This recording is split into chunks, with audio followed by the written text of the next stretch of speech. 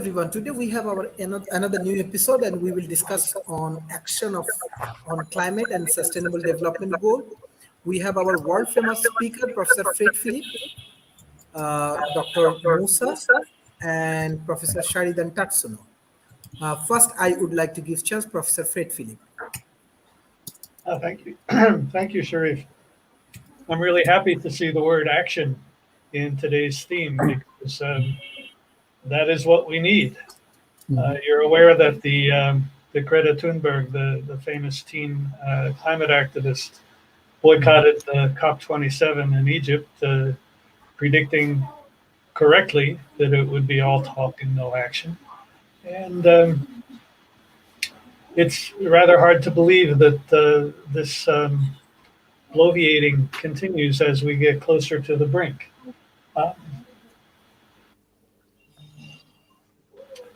We do need action, and the people who are trying to analyze the climate through economic theory are so barking up the wrong tree because, the alternative to expensive action is our extinction and death. So I think going down the road of quantifying the trade-off is absurd. The SDGs, the Strategic Development Goals, are also in the title of today's theme, and my view of how to deal with the SDGs has changed just since a year or so ago. There are a lot of trade-offs among the SDG targets. That is, situations where when you advance one target, you retard progress or set back progress on one of the other targets. And that's an unavoidable situation because the SDGs were arrived at through a dialogue process with many diverse constituents. So a year and a half, 2 years ago, I was urging research on a systemic look at how to minimize the impact of all the negative trade-offs among the SDGs. And now things have, the climate situation has worsened to the point where I think that's no longer fruitful. I think we need to figure out which trade-offs we can more or less live with and which trade-offs need to be attacked head on.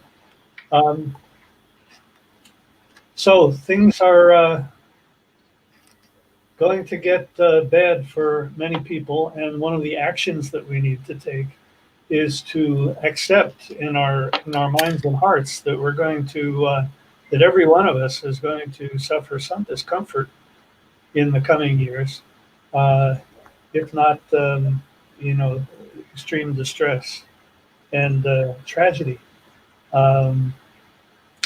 There's still a lot of climate denial and climate indifference among voters in the United States and elsewhere. And we've talked before on this panel about ways to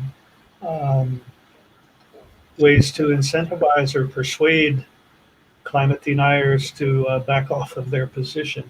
So that's another action that we need to take, is to learn how to talk to the people who are on the denial side of this and bring them over.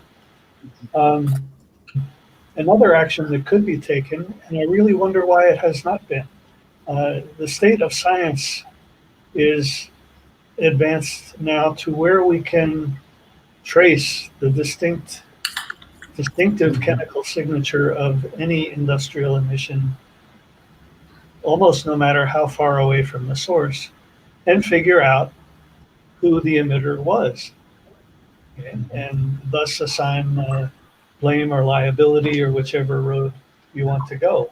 And I really wonder why this capability is not exercised more, or why it's not reported on more. And maybe some of my fellow panelists have an insight into that. Another action, or at least another decision we could take, is to understand that we need oil. Okay, I'm not on the the side that opposes the energy transition. In fact, I'm very much in favor of the energy transition. But the arguments are, on one hand, you have people who think oil production has to stop now, which it isn't going to do. And there are people on the other side who say, oh, we'll always need more and more oil. Um, what's the point of the transition? Because Saudi Arabia has enough oil to last 1,000,000 years. Well, maybe the oil would last 1,000,000 years, but all the customers would have choked to death long before that. So it's useless. So, but there will be a slow transition, okay? And we have to accept that. And that was evident for maybe some bad reasons in the recent legislation in the United States. But it also will be slow for some good reasons. We need oil for lubricants and for other purposes other than burning it. And there was a very telling event in North Carolina that I think it will be a very historic illustration of what we need to face in the energy transition. There was an attack, now considered to be an attack from a right-wing extremist group, on a couple of electrical substations in North Carolina, and it left 45,000 people, 45,000 North Carolinians, to rely on gasoline-powered generators.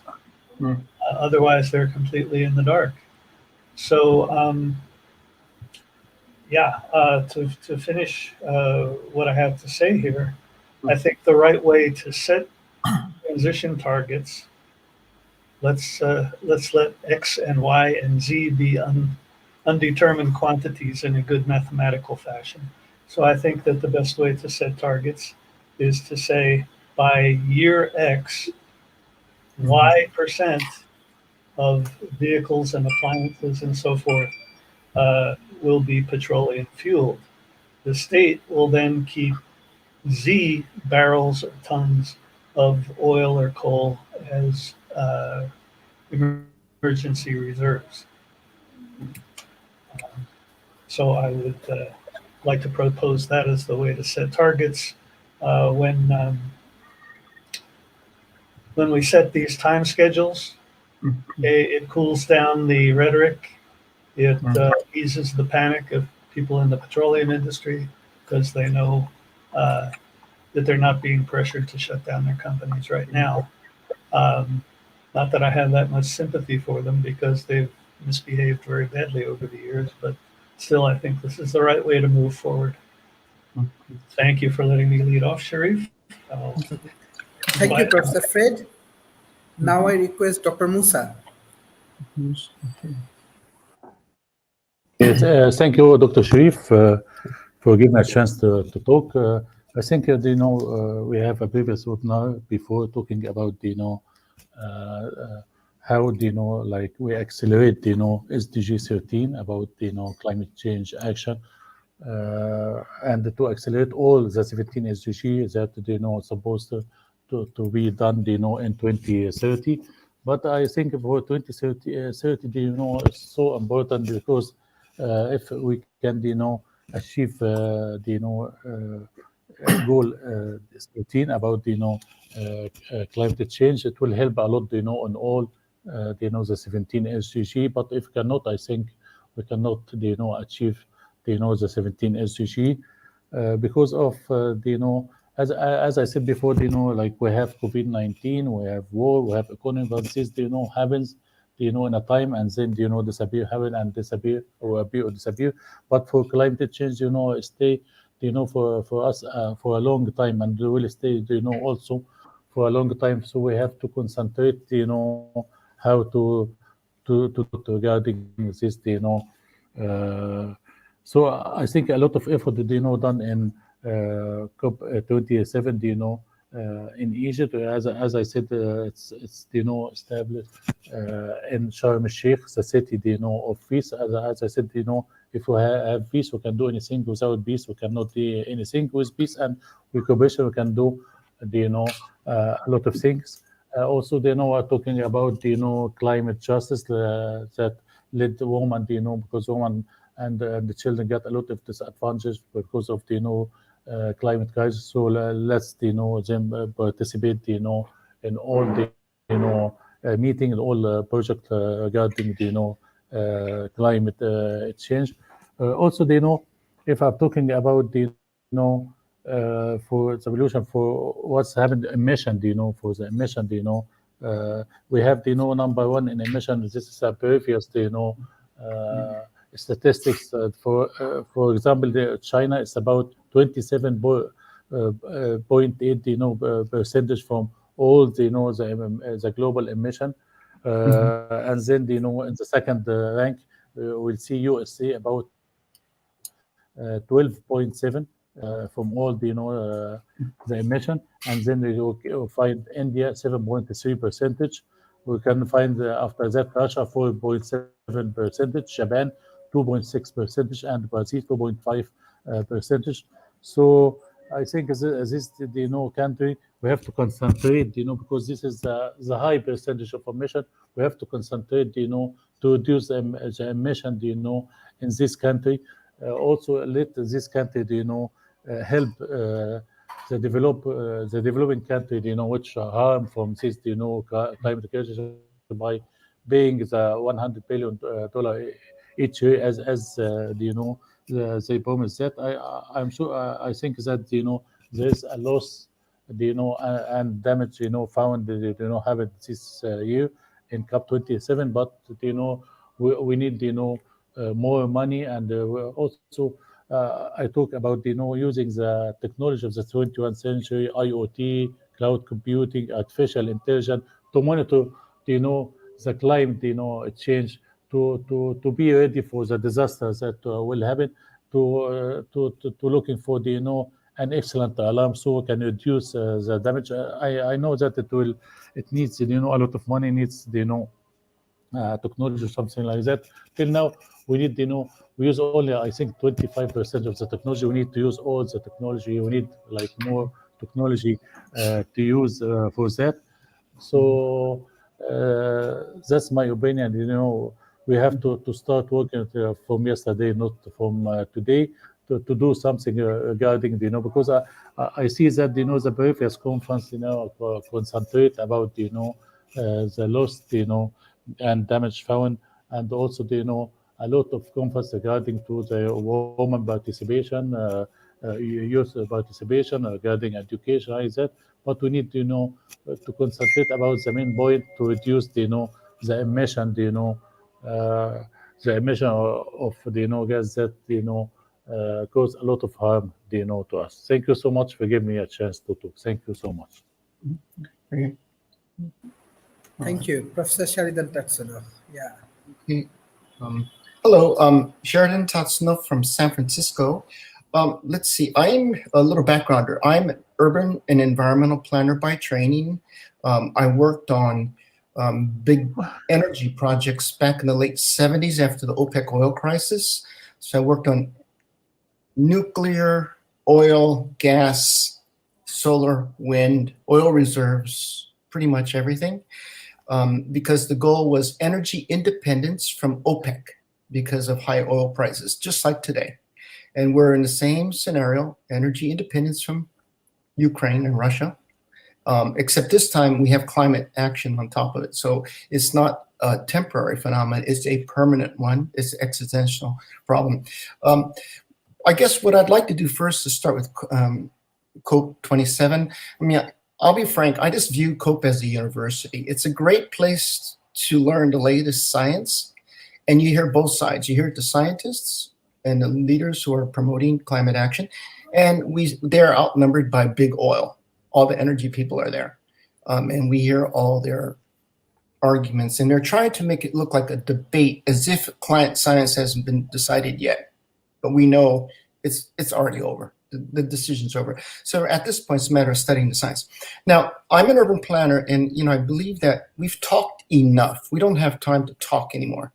our ship is going, well, our car is going over cliffs and tipping points, and we know that.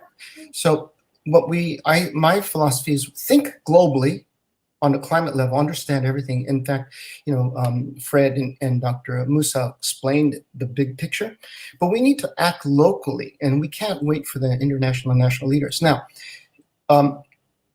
one of the things I think we should look at, this is pure statistics. Cities consume 80% of all energy. They generate 80% of the GDP. They emit 70% of the carbon or greenhouse gases. Ergo, we will win or lose the carbon battles in the cities over the next 20 to 30 years. Now, the advantage of cities is that, one, they're closer to the voters. In other words, the voters can vote them out of office, where it's hard to take the World Bank people and the Davos leaders, where cities are accountable. So it's possible for citizens to actually pressure their city councils and mayors to make decisions, and we've seen it in the past. The Green parties in Europe actually showed us how to do that in the last couple of years ago, where they voted out a lot of officials.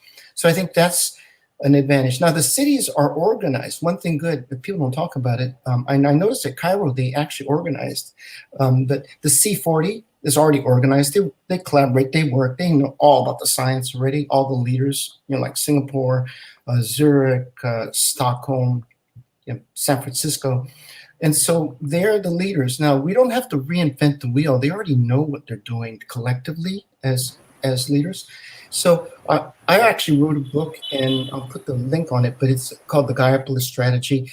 And the goal is for the C40 to lead 10,000 cities using exponential technologies, online, AI, IoT, blockchain, virtual reality, everything, all the buzzwords, right? To educate all 10,000 cities and show them how to do it using the technologies, right? Because you can do it now, and I can go into that later. And the goal basically is what Fred and Dr. Musa said, is to decarbonize the cities as fast as we can and use the best practices. We don't have to reinvent the wheel. There are brilliant people around the world doing it already. One of the things of urban planners is that the best innovation always starts at the grassroots, local communities, nonprofits, scientists, activists, and it moves upward because governments are slow and very cautious. And it moves from the bottom to the towns. And so on many cases, we see for example, Texas cities and the states are the most innovative in wind and solar adoption. They're moving really fast, faster than California. So everybody says, oh, they're oil boys. But I said, no, I talked to engineers and I said, no, there's a lot of jobs in solar and wind. So even the red states are moving faster than the blue states in many cases. So I think, the liberal states. Now, so I think that we can, if we want to, if we organize, and there's another group called the Mayors for Peace, mayorsforpeace.org. Actually, I know the founder. He was the mayor, Hiroshima mayor, but he organized, and they have 8,890 members, and their goal is 10,000 cities in the next couple of years. Happens to be the same 10,000 cities I was thinking about. They already know each other. All the mayors know each other. It would be very easy for all 10,000 mayors to talk to each other, work with the C40, work with the scientists, use the technologies because you could do it in real time, and then basically move really fast. Now, I think the most important thing, which people don't think about, all of our policies are based on suppliers, nations, and governments. So it's basically supply push. Of course, they're biased. You're asking oil companies to shut down their operations. They'll never do it. Whereas the cities in the bioregions are the consumers. They're the buyers. So it's a demand side. So if OPEC is the supply side cartel, theoretically the cities can, 10,000 cities could form their own buyers cartel. We've already seen it. Washington State, Oregon, and California got really smart. They got together and they formed a buyers consortium to get discount prices as 3 states because they could get bigger discounts as groups. So one of the opportunities I see is all regions around the world could collaborate, form their own buyers consortiums or cartel, and negotiate better prices. Because if you're an oil supplier, you can't ignore it when there's 48 nations that saying we're only going to buy at this price, or we're going to go to your competitor, right? So I think we need to see more demand side organization. And the good thing about the cities is they determine all zoning, all policy, all procurement, all use cases, all business operations, transit, housing, everything at the local level. And if the cities want to make a move in San Francisco and others are doing it already, they don't need to wait for oil companies. They don't need to wait for the US government or Davos, and because that's really a debate group, not an action group. So I think that's the opportunity. I think now I think we need to do new business model. The problem with climate, and I'm an urban planner, is that the benefits are diffuse, the causes are diffuse, they're global, they're long term. So the problem with finance is you can't finance it because you can't attribute who caused what and what's the benefit down the road, and the free rider problem. So that's a real problem. It's called the free rider problem. So one way of getting around that is getting cities to work together, because you could look at impacts on their local water, the rainfall. For example, if you have forestation, all that, we know that affects local rainfall, your drought, and so that's more easy to measure. And then also pollution, like smog, like India, for example. If you clean up one city with factories, you clear the air, at least within your region. So that will help a little. So I think that's the other thing too. We need to integrate climate, because what we've done is said climate's out there and we're here. But one of the opportunities is integrated with our health, pandemics. So microbiology, bio with climate, which is macro, because they're all linked anyway, according to indigenous people view nature as inner and outer, both. You can't separate the two. The only difference now is we have the exponential technologies, so the biotechnology industries and tech industries are financeable and they're profitable short and long term. And that's what's missing, because climate's just long term, so it's hard to put your head together. So if you integrate, and I advocate a bionic industry, okay, where it's biotech, climate tech, medical tech, all integrated as an ESG. And we already have the ESG funds to do that. So finally, what I'd like to say is that, how do we finance this? Well, there's about 120 to 150 trillion dollars of ESG funding sitting there. They're sitting on the sideline because of all the greenwashing. But if the cities organize and set projects up, I would just fund 120 to 50 trillion dollars to the cities. They'd be more than happy to take the money. And the thing about cities is that it's easier to keep cities accountable because they are public. Whereas if a business does it, the problem I see on Wall Street is they're all hiding this stuff and greenwashing, because it affects your bottom line. Whereas cities have a mandate, and the mandate is very simple, is to improve the health, safety, and welfare of all people, not just the rich people or companies, even though they do it, but they're accountable, more transparent. So I think if we work together, we can do it. We did it actually back in the 90s. I wrote a book called Technopolis Strategy, and guess who was the first adopter? China. They translated the copy, pirated, and I was famous in Beijing. But basically what they did is there was 1,000 tech parks that went up during the 90s, Technopolises. And they moved really fast because there were jobs. So I think if we set up the program to create new green jobs, I think the cities will move very fast in order to get some of that 120 to 150 trillion dollars in funding. And that's the bottom line. And I can tell you, every mayor in every city that does not do that is going to be voted out of office, because all the young people want a future and they want jobs. That's, I think, can be the bottom line. But anyway, thank you very much.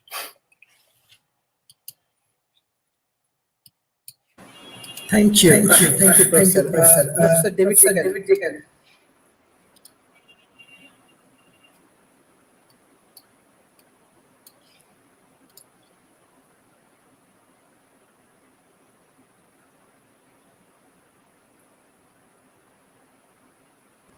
Can you hear me? Yes, I can hear you. Did you want me to answer a specific question?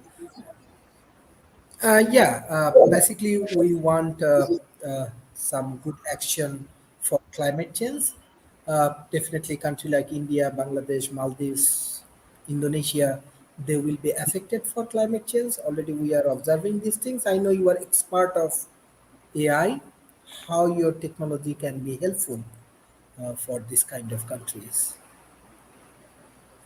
Well, I think our technology would be helpful with helping to manage groups that are trying to accomplish whatever it is they're trying to accomplish, whether it's a business or a government, and then being able to think through the ideas needed to solve various problems.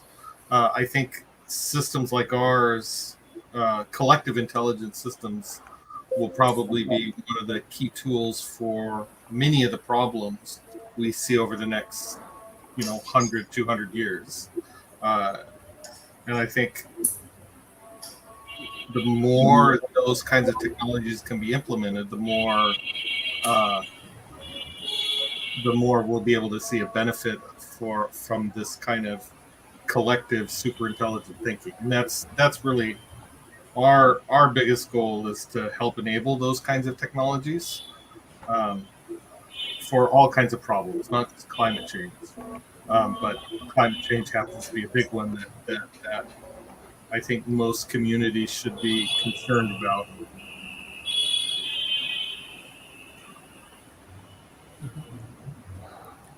Mr. Donald, Good morning. Sorry I'm a little late here, but I'm here. So, well, the thing I'm most excited about is what we're doing right now. Ron Swenson and I, we just got a memorandum of understanding from a city in China where we're going to be able to start building our basically it's a solar powered transportation system. And what we're doing, just describing it actually describes some of the problems and challenges that are happening. I'm frozen. Oh well. Some of the problems and challenges that are happening right now. Our transportation system works like a sort of like a ski lift. They're modules that go up above the city, so that you don't have to tear up the city and dig tunnels and otherwise basically take real estate that people could be using to live in or to own, to have shops or things like that. It goes above the city. So it's great for places like Bangladesh, where sometimes the streets would be flooded. It doesn't matter. You just can still use this transportation system. And it basically has a canopy over the whole system. And that canopy is solar panels. And those solar panels are used to charge the individual cars so that the cars can run, and they're all each on individual tracks, and the whole thing's a computer knows where all the cars are and where all the tracks are. And because it's a grid system instead of just a system like the way that current ones work, where you have a major artery and then minor arteries going into it and so on like that. This allows us to be able to move as many people as we want, because part of what happens is if you have like a train, what winds up happening is slowing the train down, loading it and unloading it becomes a huge bottleneck.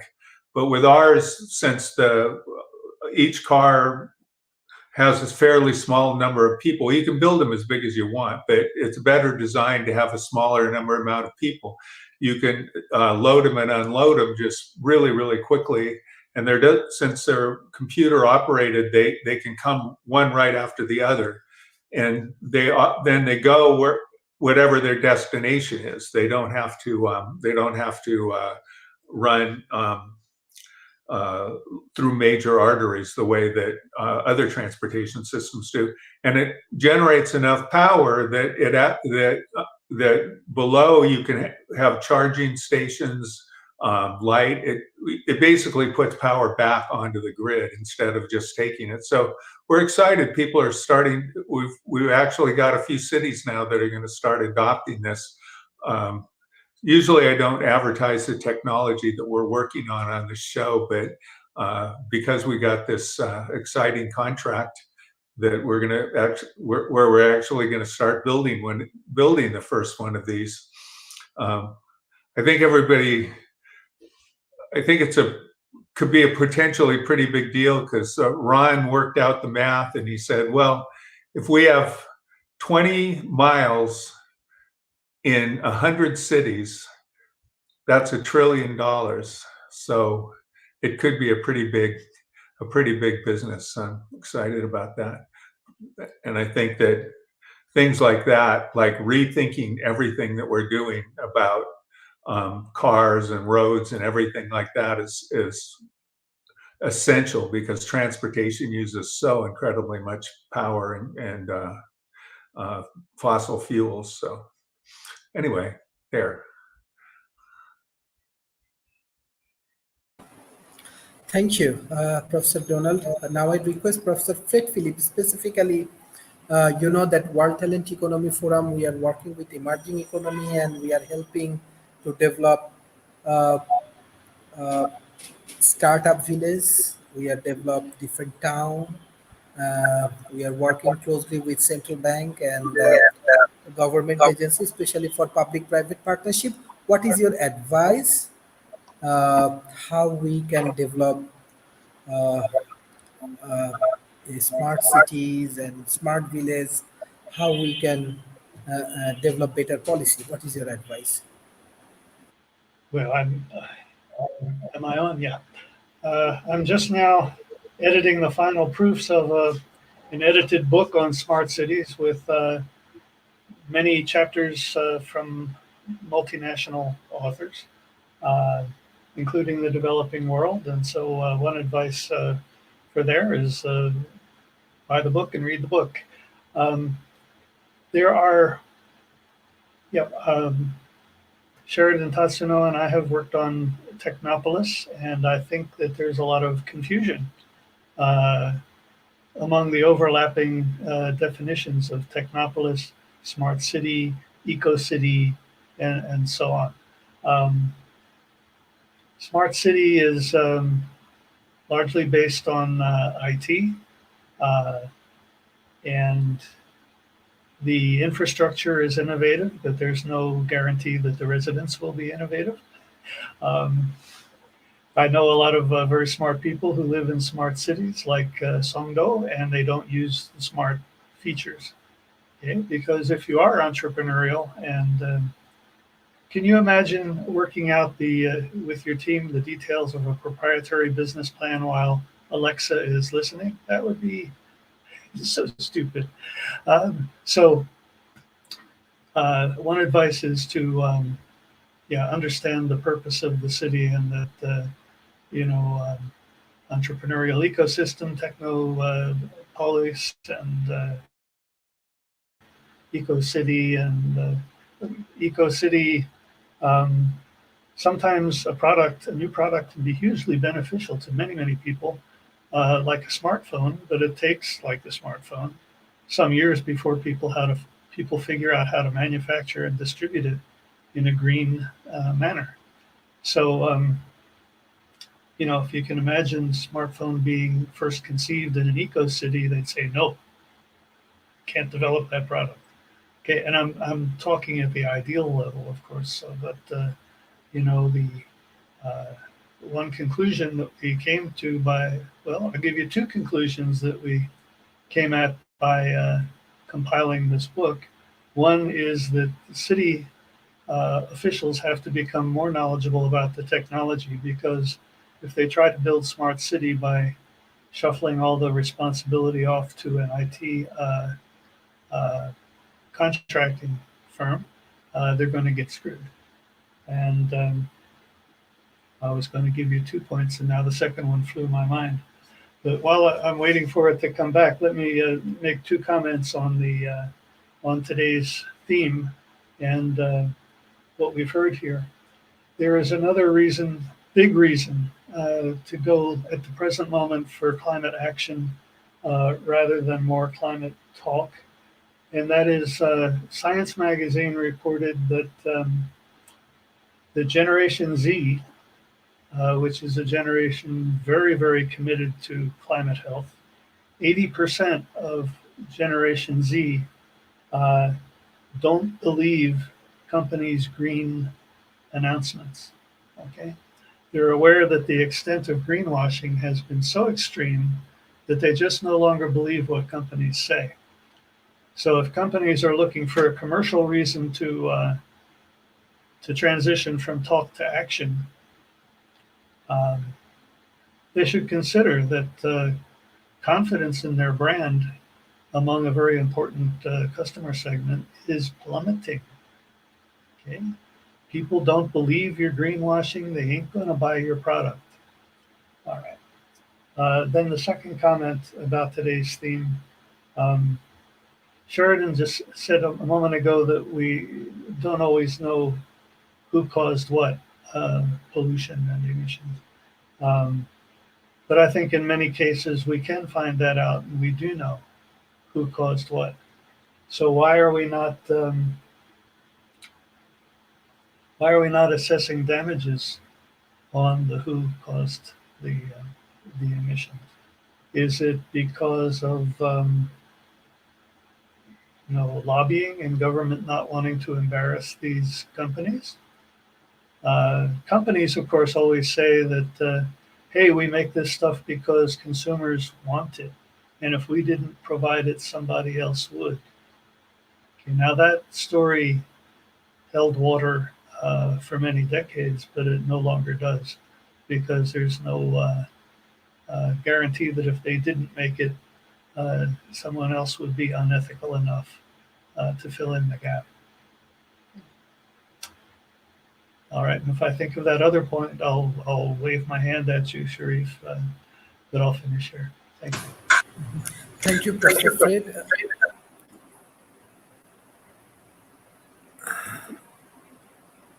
Thank you, Professor Fred.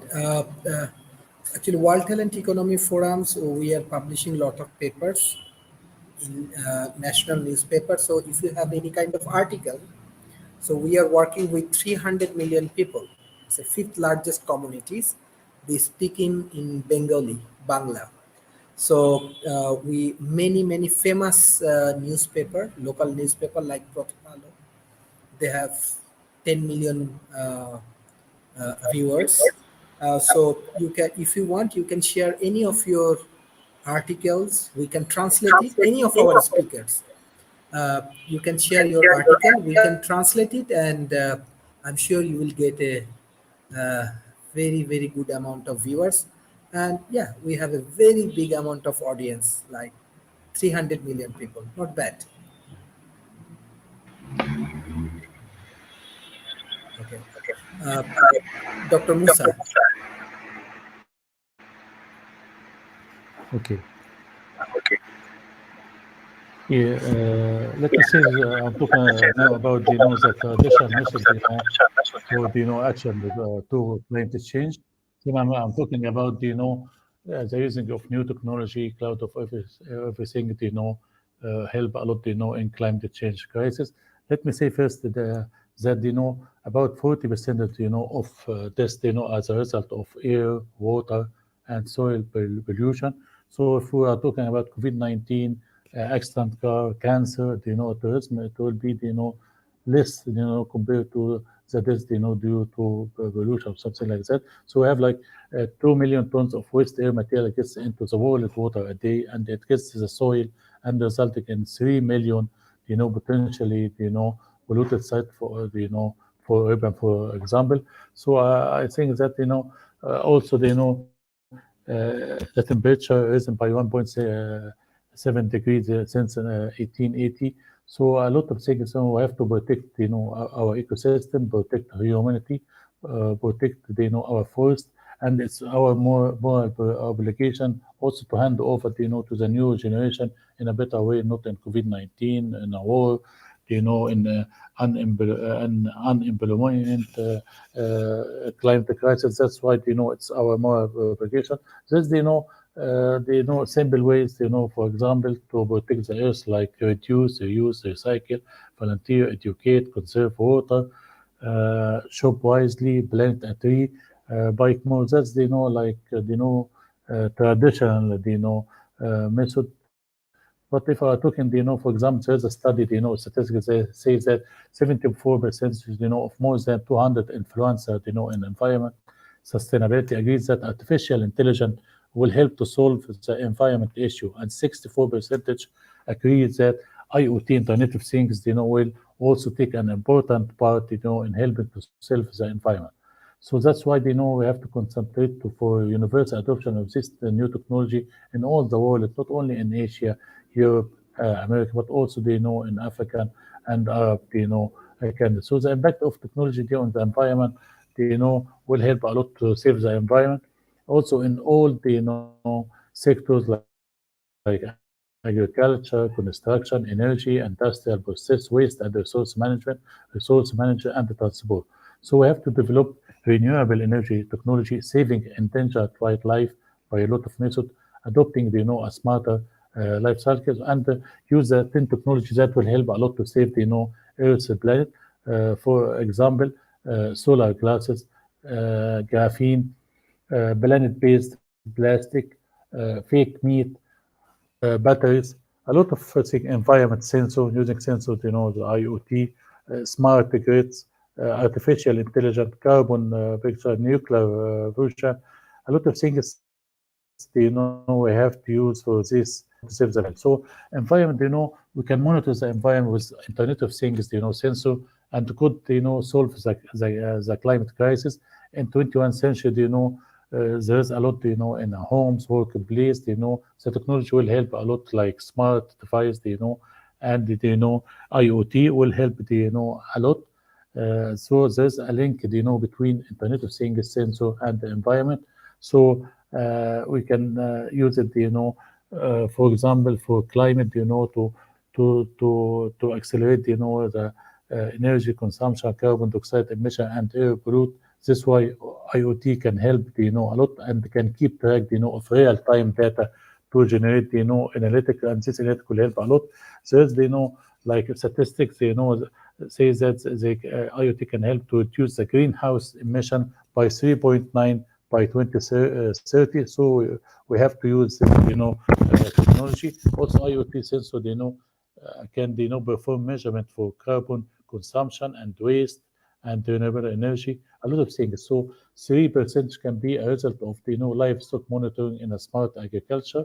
Artificial intelligence also can help, to save the environment. So artificial intelligence, it's a powerful tool, 24%, times 7, and to find a sustainable solution for environment problems, and techniques, for environment research, will help, a lot in human application, a lot of things, that we got from artificial intelligence. For example, foodprint identification technology is used to monitor, spices and detect the imprint. And Ocean Data Alliance use AI for water pollution, ocean mining, and bleaching tracking. In global fishing watch, with the help of satellite data, is able, to identify, illegal fishing. Also, AI application used to monitor mosquito population to avoid the spread of different diseases. And a high resolution map, are used to predict and prepare for the future floods. The potential of this network, can help, a lot in the, flooded area. So a lot of things, AI can use. We talk about big data, cloud computing, and, the data that we got from artificial intelligence, and the IoT can help, to fight climate change faster. So correlation between, big data and the climate change, cannot be underestimated in 21st century technology. And because, big data environment monitor can provide real time, and accurate insight, into various natural processes, in energy consumption, in deforestation, rising sea level, and, in many other factors. For example, in a global forest watch, it will help a lot. In building a model in Google Earth engine, in adequate, a lot of things, will help a lot. So this, the biggest challenge, that our planet, our Earth is currently facing, can benefit from this new technology. We use it for daily life and business. It's high time to start thinking, out of the box and use this new technology in all the world, not, in Asia, Europe, America, but also in African country. So AI and IoT can reduce, e-waste. Uh, for millions of electronic devices are rejected without proper disposal. So billions of dollars are spent every year to dispose or recycle. So a lot of things, can use this IoT solution. They can use, IoT, and artificial intelligence for firming sustainability using IoT and AI technology, leveraging IoT and AI for species security, to analyze, animal behavior patterns such as a movement and feeding bags. A lot of things can use, and a lot of solution, a lot of application, adopting IoT and AI for cleaner air. So as I reported, 97% of town in low and middle income nation with more than 100,000 residents don't match raw air quality guidance. So can use the, IoT and AI can give tool to watch air pollution in a real time. Also, you can use utilizing IoT and AI to enhance renewable energy technology. That IoT and AI tools to present the practice can assist in maximize the advantages of renewable energy system. In the IoT implementation of IoT and AI for water preservation. So high exploitation of nature support has damaged major water collection. So AI and IoT for environment sustainability.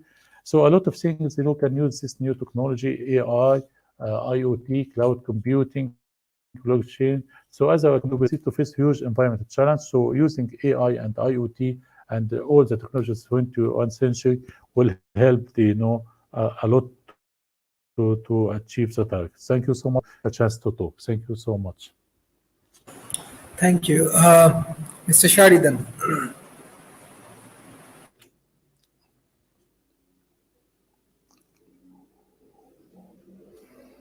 Unmute. All right, very good. Thank you very much. I'm in Silicon Valley. I grew up in the Valley. I've been in tech for the last 40 years. So I'm obviously biased toward tech. If, from a Silicon Valley point of view, it's usually tech first, right? But I disagree with that. Okay, and here's why. We've had tech for the last 50 years, and we've managed to screw up our world with a lot of it. Not 100%, but let's say we've had many positive victories. We've had a lot of negative, right? So we should probably study why we screwed up with so much tech in the last 50 years. Now, going forward, I think that the way I would look at it is you always set goals first. And I think the SDGs provide a really good framework for that. The problem, there's too many goals. And so right now, the next challenge at a local level is many cities now, and I notice in Europe, the circular cities, things like they're trying to develop KPIs, key performance indicators attached to each goal so you can measure it. Because if you can't measure it, you can't prove anything and you can't raise money. All right, so I think the next step on a practical level is to take your SDGs and say which ones are important for your region, and then try to define with public-private partnership, like an urban planning with the mayors and cities and students and everybody, what are your KPIs for each area, food security, energy security, blah, blah, blah. And then say who should work on those. And then you have to look at the interactions because you can't think in silos. That's the challenge. It's got to be a holistic solution with a focus in different areas. So that's the challenge there is, because there are unintended consequences of action in one area, like food, then it affects energy and everything else, right? So you have to look at that. It's more of a matrix analysis using AI, I guess. But then eventually the tech, we can do anything we want with tech. I mean, I'll be frank. I mean, I work in VR and AI and all that, and we can do anything you want. The problem is most of the stuff is behind corporate walls. It's secret. It's not open. It's not governed. It's not ethical in many cases. That's the big problem. And we saw that with Google going into Toronto for their, autonomous cars. And they didn't share. They grabbed all the data, private data, privacy problem. They wouldn't share it with the city community. So basically, Toronto kicked out Google. And Google had hired, the sidewalk had hired the former New York City planning head. So even a planner can screw up by not being transparent and open. So I think, we really need to look back at basics, go to the SDGs, the goals, then say at the local level, KPIs, and then what technologies would help us to get there. And, smart cities is a vehicle because we don't have to reinvent the wheel there. That's one thing I like about smart cities is that they are so smart already with many things that if you say, here are the goals, please, what are the best solutions? They could probably figure it out.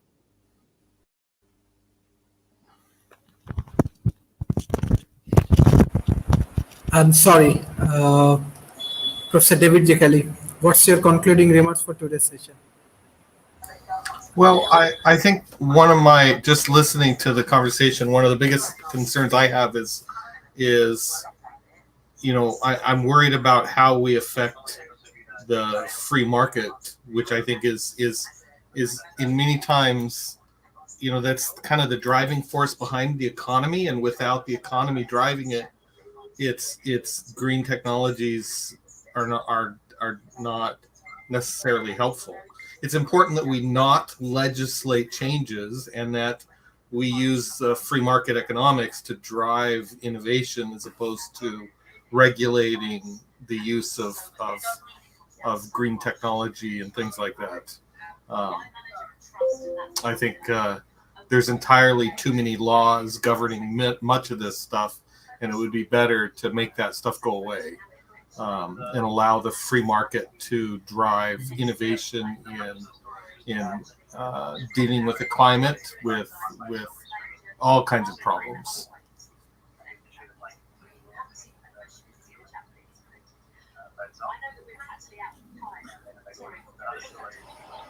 Thank you. Mr. Sharidan Tatsuna. I'm sorry, I got dropped earlier and I just have to reconnect. But again, I think one of the things that I conclude is that we already know a lot about what's wrong. We have the scientists, we have all the data, we have all the tools. I mean, you could pretty much, with the technology we have, you could show and study anything you want, practically. The problem is going to be transparency, because as Toronto showed, that if you have behind corporate walls Google and not sharing the data, that's a problem, because it's a community, a public-private partnership. It's got to be a trusted relationships where people share the data that's critical for everybody's health, not just the corporate bottom line. And I think so we have the tools, and I think it gets down to ethics beyond AI ethics, is ethics for everything. But I do think it's a public-private partnerships where we're all in it together. And if we work together and we work with our top scientists and academics and business leaders and not labor union leaders and citizens, I think we could pretty much solve any problem we want. And it's not going to be easy, though.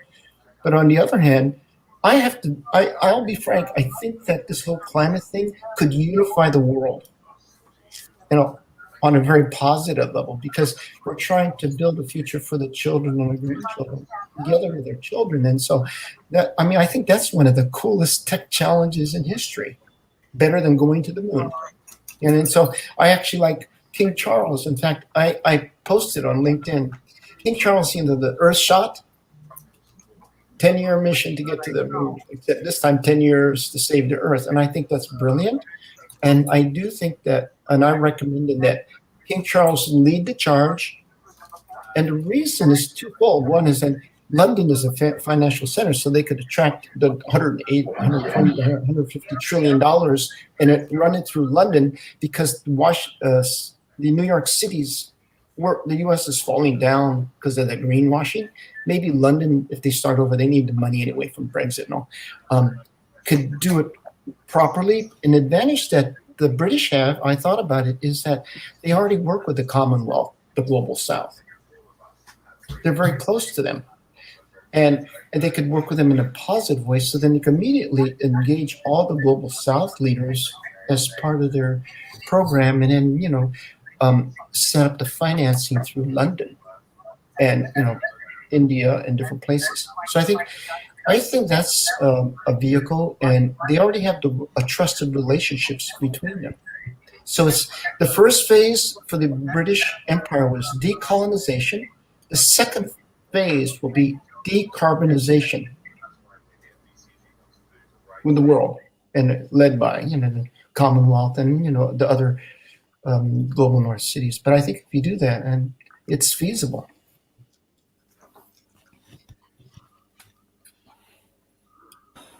Thank you, Mr. Donald. What's your concluding remarks? Had a little some program hijacked my camera, and I didn't realize what was going on for a while.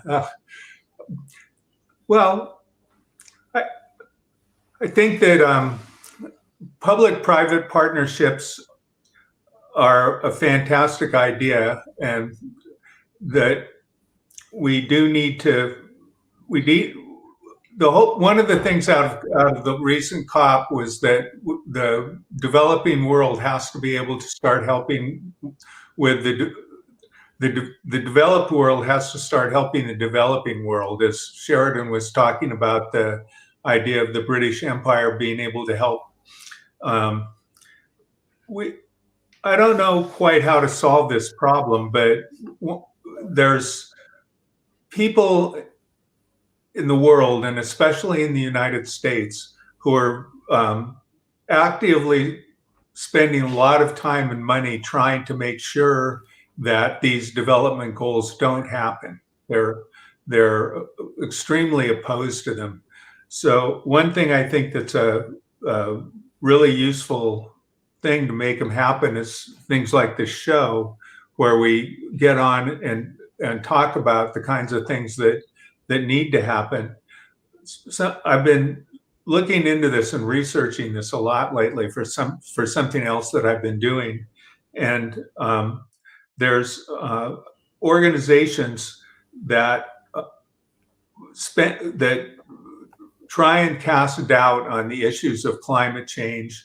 There's a huge amount of money that goes into convincing people that the only possible way to keep the global economy going is for fossil fuels, and that fossil fuels are the key for energy. And they also are trying to convince the developing world that they couldn't possibly develop unless they use fossil fuels. And so there's people who are actively trying to undermine the reasonable, what all scientists know, that we're at a climate crisis right now, and we need to be able to start doing something about it. We're trying to put together basically businesses that are, the R&D part of it is funded more in the United States, but we make partnerships in other countries where the people in the other countries provide financing for actually building the things that we're trying to build, so that it's more like it's like a construction project where we become the contractors, and we're hired to actually build these things, but it's built with intellectual property that we've developed. And so we managed to make some money on it, but then also the countries that we're developing, we're working with it in, wind up with benefit. They own the things. It's their country that's actually their workers that are getting paid to build it. It's their construction firms that are actually getting paid to make these things. And so I think these kinds of partnerships are there's two things. We have to really acknowledge what's happening, and then once we do, there's ways that the developed world can work together with the developing world so that it's beneficial for both, by forming partnerships and working on these projects to make things do the kinds of things we need to do to start solving these problems.